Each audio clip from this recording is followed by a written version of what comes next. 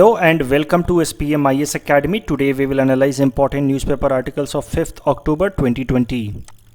Please note you can download the PDF version of today's newspaper analysis by clicking the link given in the comment section. You can download the PDF version of August 2020 magazine from our website spmisacademy.com. You can also join our WhatsApp group through the link given in the description section for more study materials. This is the list of the topics that we'll cover from today's newspaper.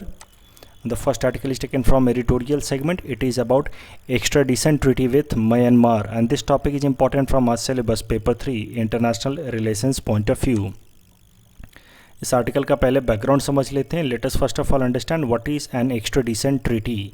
तो extradition treaty is an agreement और arrangement with a country for extradition of fugitive criminals. Extradition of fugitive criminals का मतलब है, fugitives मतलब होता है भगौरे, जो एक देश में क्राइम करके दूसरे जगह भाग जाते हैं. मान लो इंडिया से क्राइम किया और वो म्यांमार में जाकर के छुप गए, वैसे क्रिमिनल्स को हम कहते हैं फ्यूजिटिव क्रिमिनल्स. और उनको एक्स्ट्राडाइट करने के प्रोसेस को हम लोग कहते हैं, एक्स्ट्राडाइट करने के जो प्रोसेस को हम लोग एक अग्रीमेंट के थ्रू फाइनलाइज करते हैं, उसको हम कहते हैं एक्स्ट्राडिशन ट्रीटी. सरल शब्दों में कहें तो अगर हमने म्यांमार के साथ एक्स्ट्राडिशन ट्रीटी साइन कर ली तो इससे फ़ायदा ये होगा कि अगर कोई फ्यूजिटिव है, यानी कि कोई ऐसा इंसान है जिसने इंडिया में क्राइम किया और वो म्यांमार में जाकर के छुप के बैठा है, तो उसको म्यांमार सरकार कैप्चर करके वापस इंडियन गवर्नमेंट को सौंप देगी for prosecution. So that is the benefit of an extradition treaty with any foreign country. अब करंट न्यूज़ ये है कि इंडिया के foreign secretary mister Harsh Shringla and army chief mister MM Naravane are on visit of Myanmar, जहां पे इन्होंने request किया है म्यांमार सरकार को that it should sign an extradition treaty with India. अगर इंडिया की एक्सट्राडिशन ट्रीटी की बात की जाए तो इंडिया ने लगभग 47 कंट्रीज़ के साथ एक्सट्राडिशन ट्रीटी अभी तक साइन किया हुआ है. यानी कि इन सारे कंट्रीज़ में अगर इंडिया से कोई क्राइम करके जाकर के छुपता है, भाग करके जाकर के वहाँ छुप जाता है, तो इस देश की सरकार उसको अरेस्ट करके वापस इंडियन गवर्नमेंट को दे देगी फॉर प्रोसिक्यूशन. कुछ एक इंपॉर्टेंट कंट्रीज़ के नाम आपको याद रखने चाहिए, खासकर साउथ एशिया के अंदर बांग्लादेश के साथ हमारा एक्सट्राडिशन ट्रीटी है, नेपाल के साथ हमारा एक्सट्राडिशन ट्रीटी है, अफ़गानिस्तान के साथ भी हमारा एक्सट्राडिशन ट्रीटी, इस बात को याद रखेंगे. लेकिन हमारी कोई भी एक्सट्राडिशन ट्रीटी म्यांमार के साथ नहीं है, चाइना के साथ नहीं है. ये सब चीज़ें आप याद रखेंगे. अब ज़रा देखते हैं कि भारत सरकार ने आखिर म्यांमार को एक्सट्राडिशन ट्रीटी के लिए क्यों रिक्वेस्ट किया है. What will be the possible benefits of having an extradition treaty with Myanmar? The first benefit will be of course security benefit. बहुत सारे ऐसे इंसर्जेंट ग्रुप्स हैं, इंसर्जेंट ऑर्गेनाइजेशंस हैं जो इंडिया के अंदर खासकर नॉर्थ ईस्टर्न स्टेट्स में इंसर्जेंसी वायलेंस प्रमोट करते हैं, लेकिन यहाँ पे वो वायलेंस करके वापस जा कर के म्यांमार में छुप जाते हैं. फॉर एग्जांपल NSCN जो खापलान फैक्शन है NSCN का, वो म्यांमार के इस एरिया से ऑपरेट करता है. ये आप देखो, इंडिया म्यांमार का जो बॉर्डर रीजन है, इस एरिया में बहुत सारे डेंस फॉरेस्ट हैं, उसके अलावा रग्ड टेरेन्स हैं, हिली एरिया है, रिवर्स हैं, और इस कारण से यहाँ का जो सर्विलेंस है, सिक्योरिटी सर्विलेंस, वो उतना स्ट्रॉन्ग नहीं है. और इस कारण से यहाँ पे इंसर्जेंट ग्रुप्स जैसे कि NSCN के यहाँ पे उन्होंने अपना बेस कैंप बना रखा है और यहाँ से वो ऑपरेट करते हैं और इंडिया के अंदर इंसर्जेंसी प्रमोट करते हैं. लेकिन अगर एक बार म्यांमार सरकार के साथ हमारी एक्सट्राडिशन ट्रीटी साइन हो जाएगी तो म्यांमार गवर्नमेंट और एडमिनिस्ट्रेशन कैन ऑल्सो कैच और act against these insurgent groups, और एक बार इनको अगर अरेस्ट किया गया तो उनको वापस इंडिया में एक्सट्राडिट कर दिया जाएगा since they have committed so many crimes in India. तो इस तरीके से एक्सट्राडिशन ट्रीटी साइन करने से सिक्योरिटी बेनिफिट होगा. यहाँ के जो इंसर्जेंट ग्रुप्स हैं उनको बहुत हद तक कंट्रोल किया जा सकता है, और इकोनॉमिक बेनिफिट्स भी हो सकते हैं. If security prevails in this region, इस एरिया में अगर सिक्योरिटी को इंश्योर करा दिया जाए तो नेचुरली जो हमारे इंपॉर्टेंट फॉरेन पॉलिसी है like act east policy, that will be implemented in a better manner. And once act east policy gets implemented in better manner, there will be better connectivity of north eastern states with this south east Asian countries, and this will help in bringing up overall business ecosystem in northeastern states, and there will be economic development enrichment of northeastern states. तो ये फ़ायदा होगा. तो economic benefits होगा खासकर north eastern states को। Act east policy, इस बात का ध्यान रखेंगे, हमने डिटेल में डिस्कस कर रखा है in our newspaper analysis of 27 July 2020, तो आप उसको जाकर के देख सकते हैं टू अंडरस्टैंड कि what exactly is act east policy. उसके अलावा अगर हम कोई एक्स्ट्राडिशन ट्रीटी साइन करते हैं तो that will have a positive impact on wildlife as well. कई सारे इलीगल पोचर्स हैं, स्मगलर्स हैं जो वाइल्ड लाइफ या वाइल्ड एनिमल्स का स्मगलिंग करते हैं, वो इस म्यांमार के इस एरिया से वो ऑपरेट करते हैं, वो इंडिया के अंदर खासकर नॉर्थ ईस्टर्न स्टेट्स में इंटर कर जाते हैं इन इकोलॉजिकल एरियाज़ लाइक काजीरंगा। वहाँ पे वो हंटिंग करके इलीगल स्मगलिंग करते हैं the body parts of animals like one horn rhino. तो इन सब एक्टिविटीज़ को बहुत हद तक कंट्रोल किया जा सकता है if we have an extradition treaty with Myanmar. Plus drug trafficking can also भी कंट्रोल। मैंने आपको पहले ही बताया है कि गोल्डन ट्रायंगल वाला जो एरिया है इस साइड में साउथ ईस्ट एशियन रीजन में म्यांमार, लाओस और थाईलैंड को बिलोंग करता है ये गोल्डन ट्रायंगल वाला एरिया, उसको that is notorious for drugs production. तो इस कारण से ओपीएम का खासकर यहाँ पे प्रोडक्शन होता है। तो और ओपीएम को यहाँ पे प्रोड्यूस करने के बाद इंडिया में इलीगल तरीके से उसको स्मगल किया जाता है। तो एक बार अगर एक्स्ट्रेडिशन ट्रीटी साइन हो जाएगी तो इस ड्रग ट्रैफिकिंग को भी कुछ हद तक कंट्रोल किया जा सकता है। इस पूरे टॉपिक के बेसिस पे हमने आपको एक प्रैक्टिस क्वेश्चन दे रखा है। You can attempt this question and submit the answer in the comment section. The next article is taken from international segment. It is about IMT trilateral highway, India, Myanmar, Thailand trilateral highway. This topic is important from our syllabus paper 3 international relations point of view. सबसे पहले इस article का background समझते हैं। तो देखो, राज्यसभा के अंदर राज्यसभा के member of parliament Birendra Prasad Baishya जो कि असम गण परिषद के मेंबर हैं and he is a member of Rajya Sabha as well, उन्होंने सवाल पूछा भारत सरकार से कि ये IMT ट्राईलेटरल हाईवे और कालादान मल्टी मॉडल प्रोजेक्ट्स के डेवलपमेंट में कहाँ तक पहुँची है। So this question was raised against the question कि ये जो दो इंपॉर्टेंट प्रोजेक्ट्स हैं regarding connectivity of north eastern states with south east Asian countries, इनका कितना डेवलपमेंट हुआ है अभी तक। इसका जवाब देते हुए फिर इंडिया के external affairs minister mister S Jaishankar साहब ने कहा कि Kaladan multi modal project complete हो चुका है in March 2020 while IMT trilateral highway will be completed soon. तो इन दोनों प्रोजेक्ट्स के बारे में ज़रा ब्रीफली समझ लेते हैं और देखते हैं कि इससे नॉर्थ ईस्टर्न स्टेट्स को क्या फ़ायदे होंगे। IMT trilateral highway, India Myanmar Thailand trilateral highway. आप देखो ये इंडिया के इस मोरे जगह को, मोरे जो सिटी है मणिपुर के अंदर, उसको कनेक्ट करेगा विथ थाईलैंड के माईसोट सिटी ऑफ थाईलैंड। ये एक रोडवे है, एक रोड प्रोजेक्ट हो जो मोरे इंडिया के अंदर है।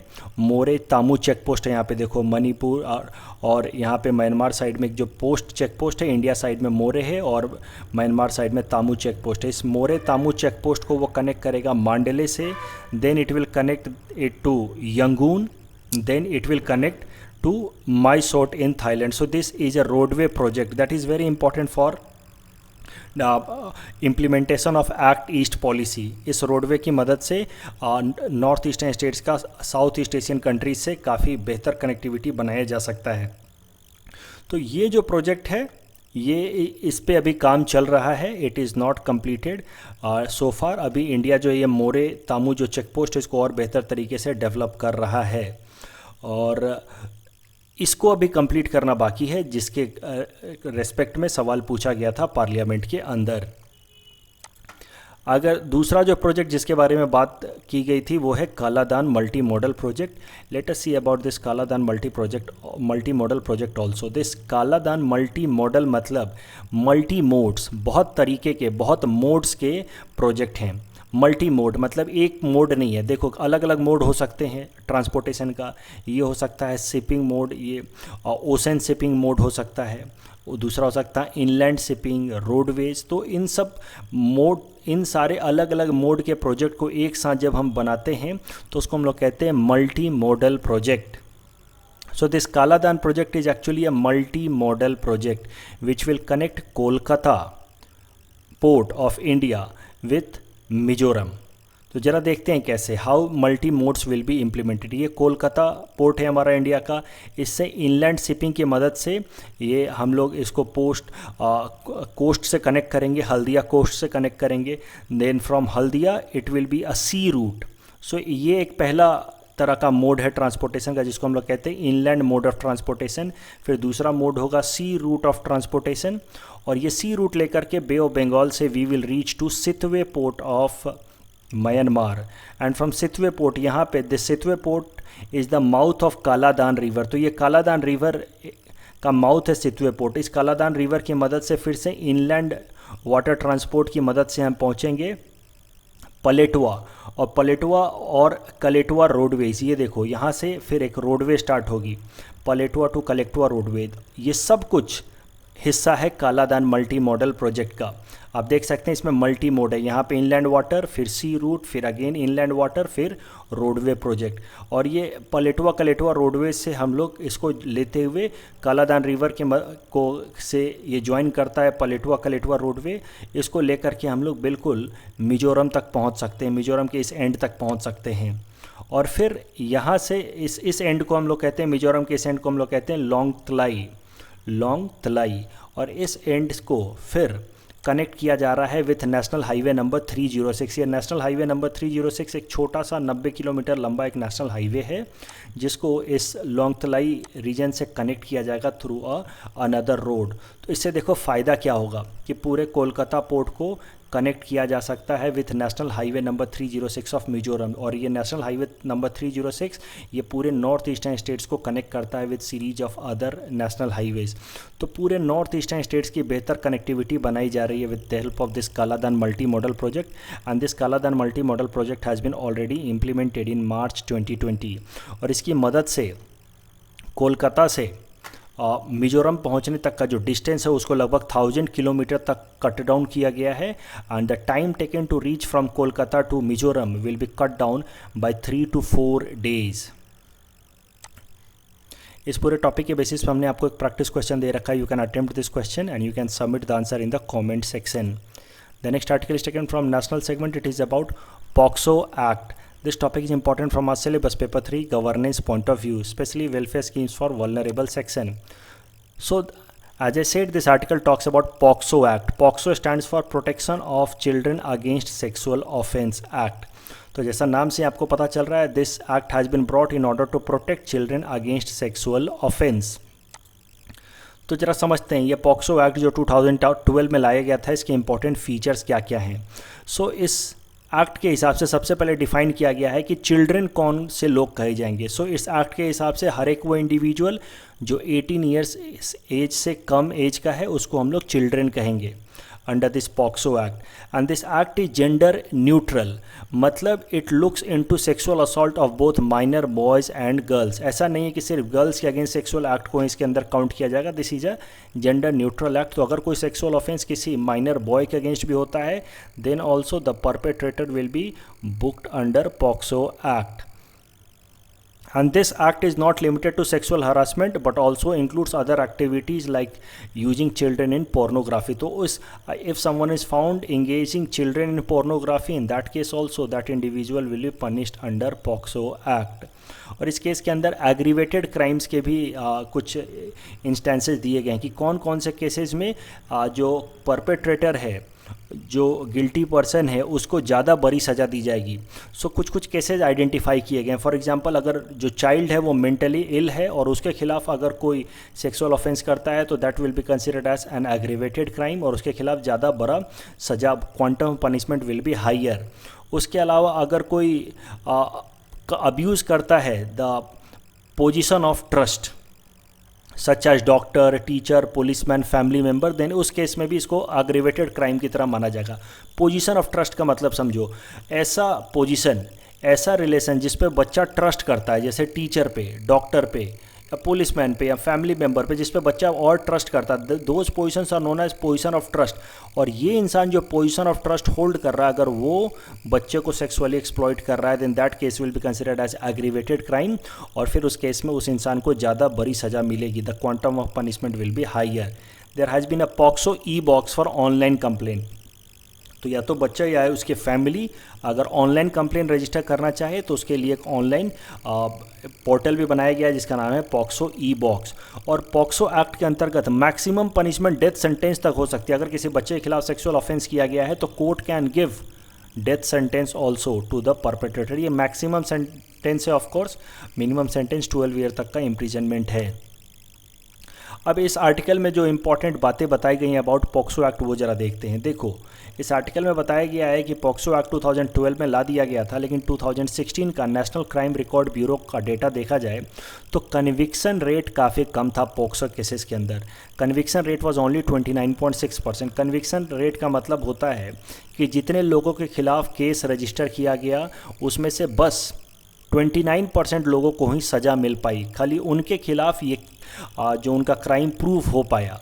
मान लो 100 लोगों के खिलाफ पॉक्सो एक्ट के अंतर्गत केस रजिस्टर किया गया फॉर सेक्सुअल ऑफेंस, उसमें से बस 29% लोगों के खिलाफ वो प्रूफ किया जा सका in the court of law that yes this person was engaged in sexual offence, और सिर्फ 29% लोगों को ही सज़ा मिली। और केसेस भी काफ़ी सारे पेंडिंग पड़े हुए हैं कोर्ट के अंदर। 89% of the POCSO cases are pending in the courts. तो कन्विक्शन रेट को बढ़ाने के लिए और पेंडेंसी रेट को घटाने के लिए पॉक्सो एक्ट के अंदर कुछ चेंजेस लाए गए हैं, और सबसे इम्पॉर्टेंट जो चेंज है वो है इन सेक्शन 29। तो section 29 is an important change in order to bring high increase the conviction rate under POCSO act. तो जरा देखते हैं सेक्शन 29 कहता क्या है। What does the section 29 of POCSO act says? It says that when a person is prosecuted for committing an offense of sexual assault against a minor, the special court trying the case shall presume the accused to be guilty.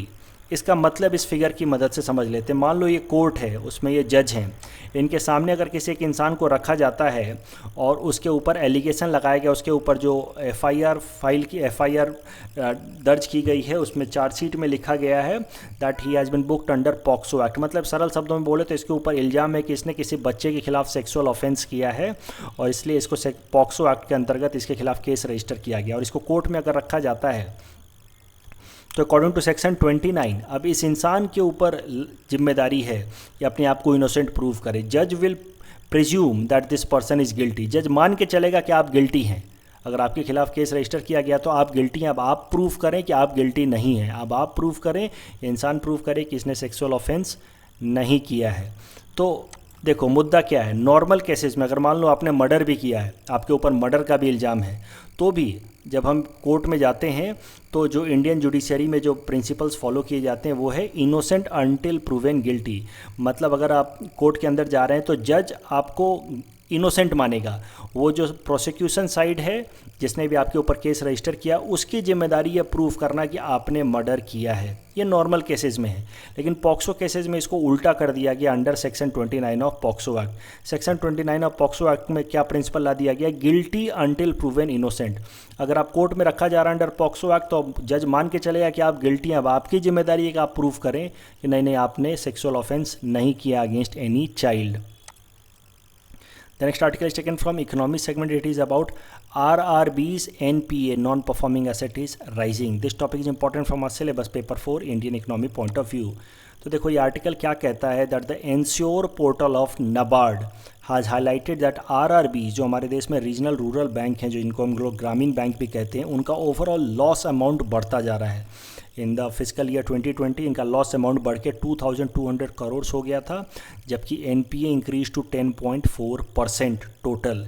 इस बात का ध्यान रखेंगे from PT exam point of view that ensure portal has been developed by NABARD for providing better financial services in rural areas. तो ensure portal NABARD ने बनाया है, ये पीटी में सीधा सीधा पूछा जा सकता है। अब जो कुछ इंपॉर्टेंट फैक्ट्स हाईलाइट किए नबार्ड ने कि 10.4% हो गया है gross non performing asset of RRBs, ये पॉइंट आप याद रखेंगे।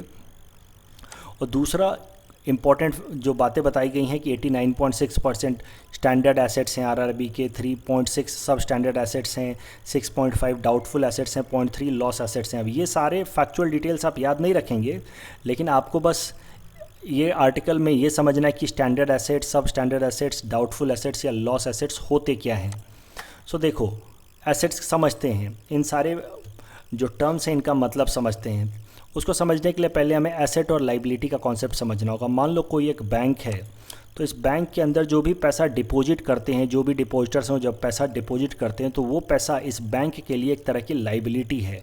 This bank is liable to return that money sooner और later, that is why this money is a liability to this bank. जबकि ये बैंक यही पैसा जब किसी को लोन देता है तो the same money is an asset for the bank. ये बैंक के कॉन्टेक्स्ट में हम बात कर रहे हैं। The money that has been deposited in the bank is a liability on the bank and the money that bank has given as a loan is an asset of the bank. Asset इसलिए क्योंकि जब ये loan दिया है तो इस पे interest की कमाई होगी बैंक को, and that is why it is an asset for the bank. अब एसेट को अलग अलग तरीके से क्लासीफाई किया गया है। पहला है classification standard asset. Standard asset में भी दो तरीके के एसेट होते हैं, regular asset and stressed asset. Regular asset वो है, रेगुलर स्टैंडर्ड एसेट वो है जिसके ऊपर बैंक ने जो भी लोन दिया है उस पर रेगुलर तरीके से इंटरेस्ट की कमाई हो रही है। दैट एसेट और that loan is known as regular standard asset. जबकि स्टैंडर्ड स्ट्रेस्ड एसेट कौन से होते हैं? जिसमें there is a delay of 1 to 90 days. देखो, डिले ऑफ 1 to 90 डेज़ का सरल मतलब है कि अगर बैंक ने किसी को लोन दिया है और इस पे इसको इंटरेस्ट अमाउंट चुकाना था और इसने इंटरेस्ट अमाउंट आज के दिन नहीं चुकाया, आज के दिन इसको इंटरेस्ट अमाउंट चुकाना था और इसने नहीं चुकाया, तो ये जो लोन है जो इस बैंक ने इस इंसान को दिया था, अब ये लोन इस बैंक के लिए एसेट कहा जाता था। But the same asset will be now consider to be a stressed asset. Stressed asset इसलिए क्योंकि इस पे इंटरेस्ट कमाई होनी थी लेकिन वो इंटरेस्ट का पैसा नहीं आया, the earning of the interest did not come. अब 1 to 90 डेज तक का डिले होता है। आज मान लो नहीं आना था, आज आना था इंटरेस्ट अमाउंट, लेकिन इंटरेस्ट अमाउंट इसने पे नहीं किया आज, कोई बात नहीं। आज से लेकर के 90 डेज तक ये जो लोन अमाउंट है that will be considered as an stressed asset for this bank. 90 days के बाद from 91 days itself this will be known as non performing asset. तो नॉन परफॉर्मिंग एसेट का सरल शब्दों में डेफिनेशन ये है कि जो भी लोन अमाउंट आपने लिया है, जो भी लोन अमाउंट बैंक ने लोन की तरह दिया है वो बैंक के लिए एसेट है, उस पर 90 डेज से ज़्यादा हो गए हैं और उस पर कोई भी इंटरेस्ट का कमाई नहीं हुआ है। डोंट फॉरगेट, ये प्रिंसिपल की बात नहीं कर रहे हैं। We are not talking about the principal, return of the principal, we are talking about the earning in the form of interest. और अगर इंटरेस्ट का अमाउंट 90 दिनों से ज़्यादा होगा और इंटरेस्ट का अमाउंट नहीं आया है then that loan will be considered as non performing asset.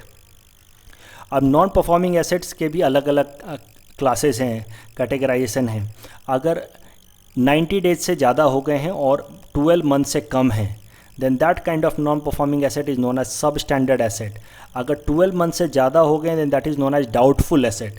लेकिन अगर बैंक को ये बात क्लियर हो जाए कि अब ये पैसा कभी रिटर्न नहीं हो सकता, मान लो जिस कंपनी को उन्होंने लोन दिया था वो कंपनी पूरी तरह से बंद हो गई, अब कोई भी एसेट नहीं है जिसको बेच करके वो पैसा रिकवर कर सकते हैं, कोई भी सिक्योरिटी नहीं है जिसको बेच करके वो अपना पैसा रिकवर कर सकते हैं, then the same doubtful asset will be known as loss asset.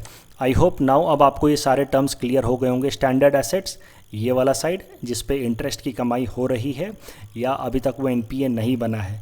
NPA के अंदर भी अलग अलग, नॉन परफॉर्मिंग एसेट्स के अंदर भी अलग अलग टाइप हैं, सब स्टैंडर्ड एसेट्स, डाउटफुल एसेट्स या लॉस एसेट्स। अब एक बार ज़रा समझ लेते हैं the difference between gross and net non performing asset. ये भी दो अलग अलग टर्म है, gross perform NPA and net NPA. तो इसको इस फिगर की मदद से समझने की फिर से कोशिश करते हैं। मान लो किसी एक इंसान ने या टोटल डिपॉजिट बैंक के अंदर 1000 रुपये की हुई है।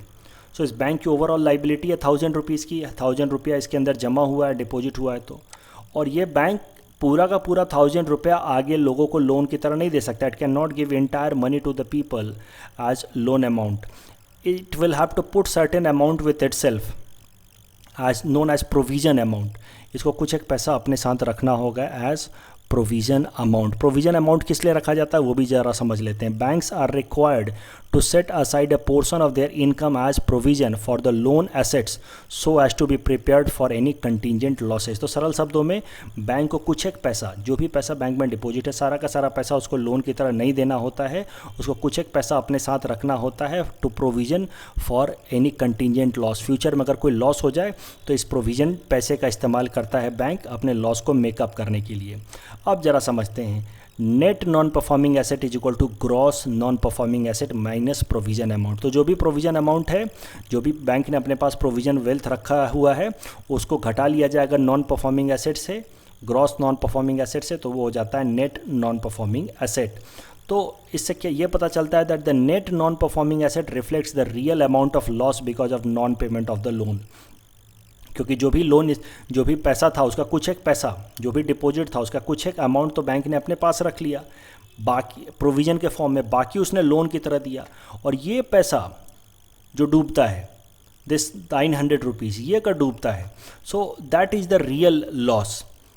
यानी कि प्रोविज़न अमाउंट तो बैंक के पास ऑलरेडी है। ये जो ग्रॉस एनपीए, सीधे सीधे मैं बताता हूँ आपको, अगर ये 1000 रुपया बैंक के अंदर लोन की तरह, ये डिपॉजिट की तरह आया, 100 रुपये बैंक ने अपने पास प्रोविज़न की तरह रख लिया और 900 रुपये इसने आगे लोन की तरह दे दिया। सो दिस 900 रुपीज़ पर अगर इंटरेस्ट आना बंद हो जाता है, then this 900 rupee will be a kind of non performing asset, right. अब इस ग्रॉस नॉन परफॉर्मिंग एसेट्स में से अगर 100 रुपये घटा लिए जाए, क्योंकि 100 रुपया तो इसने अपने पास रख लिया था, तो टोटल लॉस इस बैंक का कितना है, net non performing asset will be 800 rupees only. So that is the meaning, net non performing asset reflects the actual amount of loss that bank has to incur. In our segment most probable PT topics for upcoming APSC prelims, today we'll cover topic number 76 to 78. Topic number 76 is National Institute of Ranking Framework 2020. The top institutes were, the first rank was given to IIT Madras, second rank was given to IISc under National Institute of Ranking Framework, while IIT Guwahati was given 7th rank. Please attempt this question that is based on topic number 76. Topic number 77 is about Challenger Deep. It is the deepest point in the ocean. It is in the southern portion of Mariana Trench.